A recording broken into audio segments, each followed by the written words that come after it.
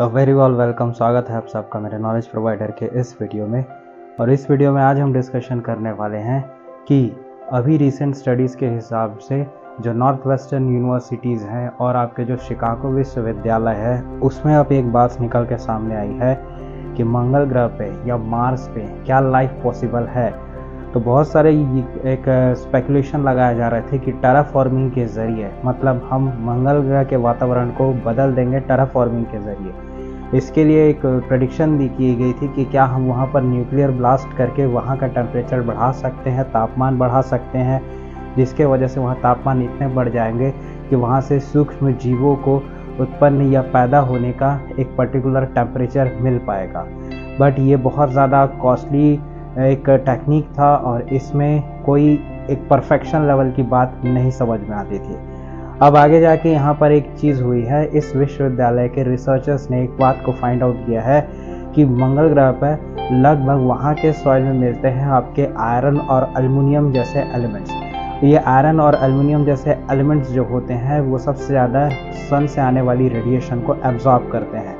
लेकिन वहाँ पर प्रॉब्लम ये है कि सन का डिस्टेंस जैसे अर्थ की जितनी दूरी पर है, जिससे अर्थ का जैसे सन का एक प्रॉपर टेम्परेचर और रोशनी के द्वारा हमारे अर्थ में पहुंचता है और अर्थ का एक खुद का एटमॉस्फेयर है जो यहाँ पर, जिसके कारण एक प्रॉपर टेम्परेचर अर्थ में मेंटेन रहता है। उसी प्रकार से क्या मार्स में भी हम ऐसे परिस्थिति या कंडीशन को बना सकते हैं। तो इसके लिए ये समझ में आता है कि जो मार्स में हमको रिसोर्सेज मिल रहे हैं, जैसे कि अर्थ में हमको काफ़ी सारे मेटल्स मिलते हैं, वैसे ही आपके मार्स में भी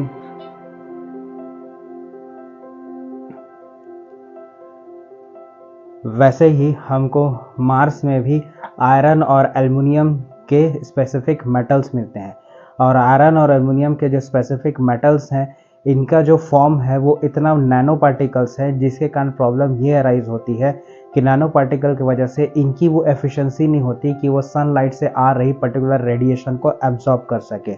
दूसरी बात ये, मार्स में जो सन का डिस्टेंस है वो इतना दूर है कि एक ये वजह भी है कि उसमें सबसे ज़्यादा रेडिएशन एब्जॉर्ब मार्स कर ही नहीं पाता। तीसरी एक कंडीशन यहाँ पर ये देखने को मिलती है कि मार्स का खुद का एक एटमॉस्फेयर ही नहीं है, जो एटमॉस्फेयर बहुत ज़्यादा पतला है।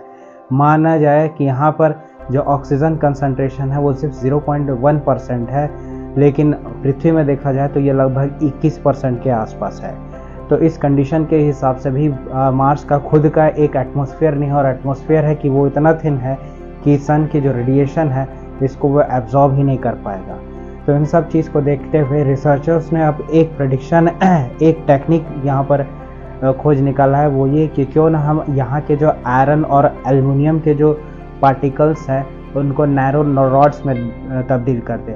नैनो रॉड्स में तब्दील करने का मतलब ये है कि यहाँ पर जो पर्टिकुलर एल्युमिनियम और आयरन के मेटल्स यहाँ पर जो देखने को मिल रहे हैं, क्यों ना हम इनको एक स्पेसिफिक शेप में बदल दें, जिसको नैनो रॉड्स कहा जाता है। और इन्हीं नैनो रॉड्स की मदद से होगा ये कि जैसे ही इनको स्पेसिफिक शेप में बदला जाएगा, अब ये कैपेबल हो जाएंगे कि सन से आ रही जो रोशनी है और उसकी जो हीट है उसको ट्रैप कर पाएँ, एब्जॉर्ब कर पाएँ। धीरे धीरे कई सालों में फिर हमको ये देखने को मिलेगा कि इनकी जो रेडिएशन है वो यहाँ पर एब्जॉर्ब होना चालू हो जाएगी इन्हीं मेटल्स के द्वारा, और धीरे धीरे मार्स का जो एटमॉस्फेयर है वो बढ़ेगा।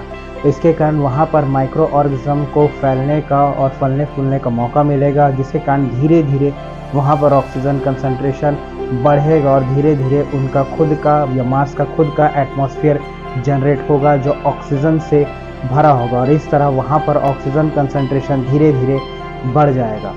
बट इन सब बातों को सपोर्ट करने के लिए वहाँ पर जो ग्रीन हाउस इफेक्ट है उसको बहुत ज़्यादा तेज करने की वहाँ पर ज़रूरत है। तो एक इस तरीके से भी बहुत इफ़ेक्टिव तरीके से वहाँ पर जो ग्रीन हाउस इफेक्ट है उसको वहाँ पर बढ़ाया जा सकता है। दूसरा एक और तरीका ये है कि क्यों ना वहाँ पर कुछ CFC, मतलब कार्बन फ्लोरोकार्बन्स या कुछ ऐसे उत्सर्जी जो हमारे यहाँ पृथ्वी में ओजोन लेयर को डिप्लीट करते हैं या ओजोन लेयर को क्षतिग्रस्त करते हैं, जिससे कि ओजोन लेयर पतली हो जाती है, इन्हीं पर्टिकुलर गैसेस का उपयोग क्यों ना वहाँ पर मार्स में किया जाए, जिससे कि वहाँ का टेम्परेचर गर्म हो या तापमान गर्म हो, और तब जाके वहाँ पर ग्रीन हाउस इफेक्ट जैसी कंडीशन बने और वहाँ का खुद का एक वातावरण जो है वो निर्माण हो जाए। तो ये सब चीज़ें और देखने का कंडीशन है। तीसरी कंडीशन एक ये भी कहा जाए कि मार्स में हम क्यों ना ऐसा माइनिंग करें जिसके वजह से वहाँ का टेम्परेचर जो है वो इंक्रीज़ होना चालू हो जाए। तो ऐसी कई सारी स्पेकुलेशन और रिसर्चेस हैं जो यहाँ पर चल रही है। तो होप ये वीडियो आपको अच्छा लगा होगा। आप कमेंट करके बताइए कि वीडियो आपको कैसा लगा, और आपको अगर मेरा काम पसंद आता है तो इस वीडियो को लाइक शेयर सब्सक्राइब, और चैनल पर है तो कमेंट ज़रूर करें, फेसबुक में है तो फॉलो ज़रूर करें। Thank you.